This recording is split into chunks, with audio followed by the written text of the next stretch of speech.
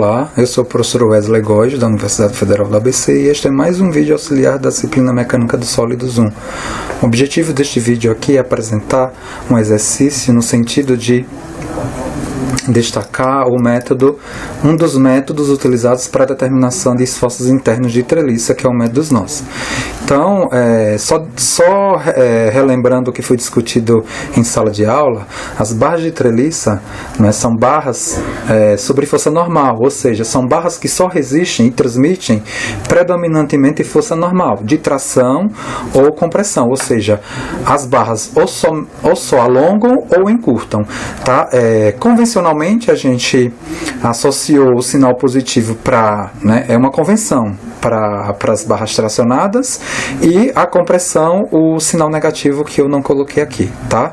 Então, a convenção é de sinal positivo para as forças internas de tração e negativo para as forças internas nas barras de compressão. Por quê? Porque esse tópico aqui já é um tópico, é o primeiro tópico de estruturas, né? O primeiro sistema estrutural apresentado para vocês. O método Snoss, ele basicamente vai se fundamentar na composição do diagrama de corpo livre, que se fundamenta no princípio da ação e reação, a terceira lei de Newton. Tá? Então, o que a gente vai fazer aqui com o método Snoss é tirar cada nó da estrutura, colocar o efeito das barras nos nós e processar o equilíbrio, ou seja, desenhar diagrama de corpo livre dos nós, colocando o efeito das barras nos nós. Então, o exercício que a gente vai resolver aqui utilizando o método Snoss é o exercício que a gente apresentou em sala de aula. Determine as forças internas de cada um dos membros da treliça, apresentado abaixo. Né? É uma treliça isostática internamente e externamente. Aqui eu estou destacando a geometria da treliça, o número de barras, que são 9 barras, e eu tenho 1, 2, 3, 4, 5, 6 nós. Para eu enxergar, né, se ela é isostática externamente, é fácil, né? Eu preciso ter somente 3 reações de apoio. São as 3 reações de apoio. Como eu tenho 3 equações de equilíbrio para uma estrutura no plano, ok, ela é determinada externamente. Para eu saber se ela é determinada internamente, eu preciso fazer uma continha onde eu comparo o número de incógnitas internas. Se eu tenho 9 barras, são 9 incógnitas internas. Mas eu preciso de um conjunto de equações para se determinar essas 9 incógnitas. E esse conjunto de equações, na verdade, é dado por 2 vezes o número de nós. Por quê? Porque em cada nó eu vou ter 2 equações de equilíbrio associadas. Porque em cada nó eu vou ter um conjunto de forças concorrentes, tá, associado ao nó.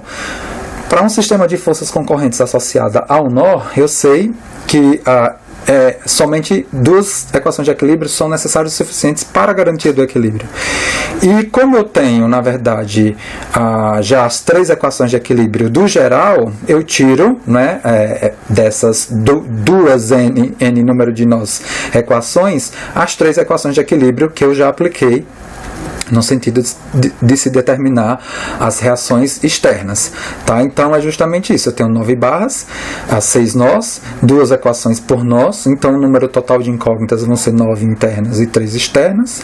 Então, aqui, na verdade, né, eu posso fazer essa conta dessa forma, ou eu posso fazer a conta como 9, 12 menos 3, né, que são 2 vezes 6 equações, menos 3 equações do equilíbrio externo, né, que a gente está tirando dessas 12 equações aqui.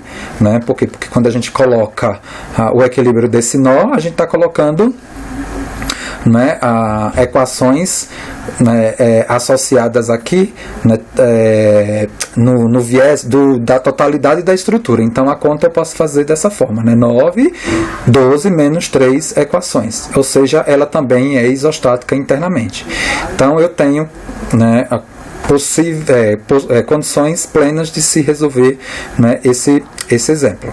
Então a primeira etapa aqui da resolução do problema é determinar as reações de apoio, tá? Somatório das forças em X, somatório das forças em Y e somatório dos momentos, né, em torno de um dado ponto. Aqui eu fiz um ponto diferente, né, em relação ao ponto que comumente a gente vem fazendo, que é o ponto D, que é o ponto A, a gente fez em relação ao ponto D. Determinamos a reação de apoio R a Y, né? Dessa equação aqui a gente determina a reação R de Y, e agora a gente começa a aplicar o método dos nós. O método dos nós eu faço o quê? Eu isolo o nó e desenho o diagrama de corpo livre. Eu coloco o efeito da barra no nó, assumindo esforços internos para a barra. Eu posso saber ou não previamente quais são esses esforços, mas o que a gente convencionou foi, a gente pode adotar ou que todas são compressivas ou que todas são trativas, e a gente desenha o diagrama de corpo livre com essa condição, faz o equilíbrio. Se a conta no final me der positiva, significa que o que eu assumi é verdadeiro. Veja, não significa que se der positivo é de tração. Não. Significa o que eu assumi, não é verdadeiro. Se der negativa, eu nego o que eu assumi. Por exemplo, no nó A, eu estou assumindo que essa barra AB é compressiva e que essa barra AE é trativa.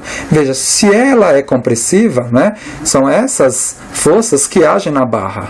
Tá? Então, a ação da barra no nó, para eu atender o princípio da ação e reação, a barra empurra o nó. Veja, porque quando eu juntar essa barra com esse nó, essa força é igual a essa. Tá? Na mesma direção e sentidos contrários. Então, eu recupero o sistema barra-nó. Não tem força interna. A força interna, ela só aparece quando eu desenho o diagrama de corpo livre.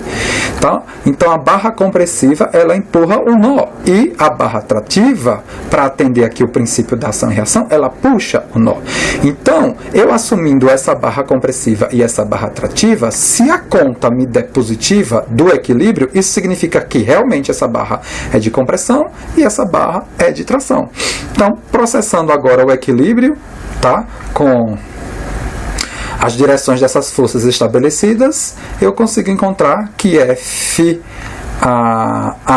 é 375 kN e o FAB 625 kN. Todas duas positivas. Isso significa o quê? Que realmente essa barra AB é compressiva e essa barra AE é trativa.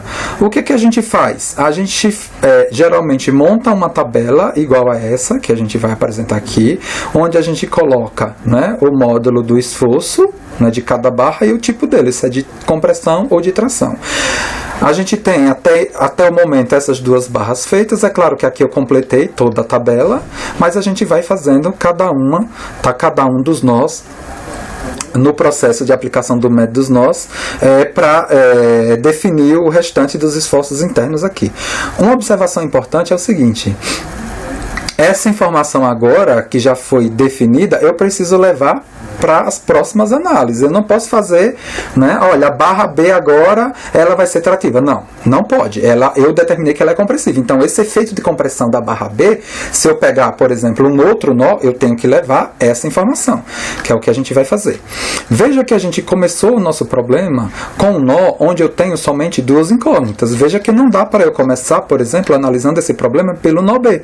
Porque no nó B eu tenho quantas barras chegando? 1, 2, 3, 4. E em cada nó eu só tenho duas equações de equilíbrio, então eu não consigo determinar.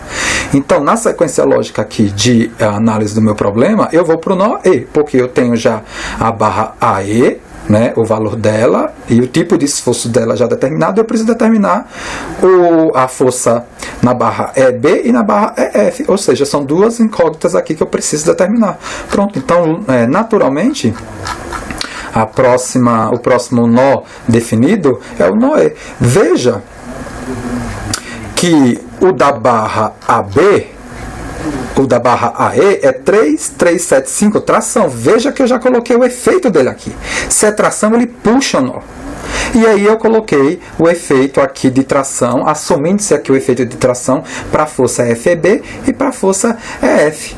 Se for realmente tração, as duas, a conta vai me mostrar. É claro aqui que vão ser tração por conta do conjunto de forças que eu tenho. É claro que eu não posso esquecer a carga aqui de 4 kN no nó. Então, realmente, eu encontro as duas tração.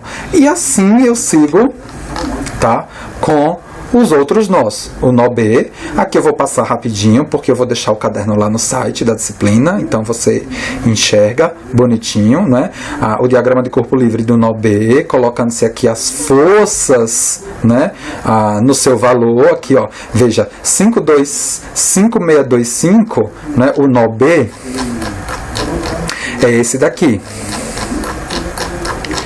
É esse daqui. Eu sei que a barra AB é compressiva, então eu já vou colocar o efeito de compressão lá. Tá aqui, ó. Então, se é compressão, ela empurra o nó. E eu coloco o efeito das outras forças aqui, tá? O que eu preciso determinar agora é a força BF e a força BC. E aí, com as direções definidas aqui, né, no caderno, tá? Eu consigo determinar, por equilíbrio, essas duas forças. A força FBF e a força FBC. E, finalmente, o nó F e o nó D. Tá? Com essas equações aqui de equilíbrio, trazendo a informação já consolidada para o nó D. Tá? Observando aqui que em todas essas situações que a gente definiu, tudo que a gente assumiu, né? Deixa eu só confirmar aqui, tudo que a gente assumiu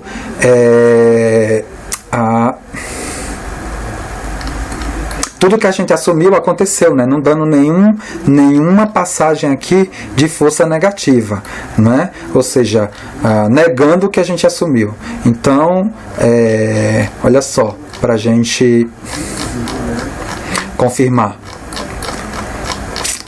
Nó A, assumimos essa barra compressiva e trativa, fizemos a conta, veja que o FAB me deu positivo, isso significa que confirma o que eu assumi que é compressão, e o FAE me deu positivo, confirma que é tração. Trouxe essa informação para cá, assumi aqui tração e tração, a conta deu positiva, a conta deu positiva, ou seja, confirmou que é tração.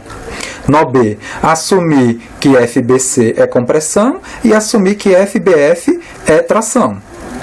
A conta me deu positiva aqui e o FBF me deu positiva, confirmando que é tração e compressão. Nó F, assumi FFC tração, FFC e FFD tração.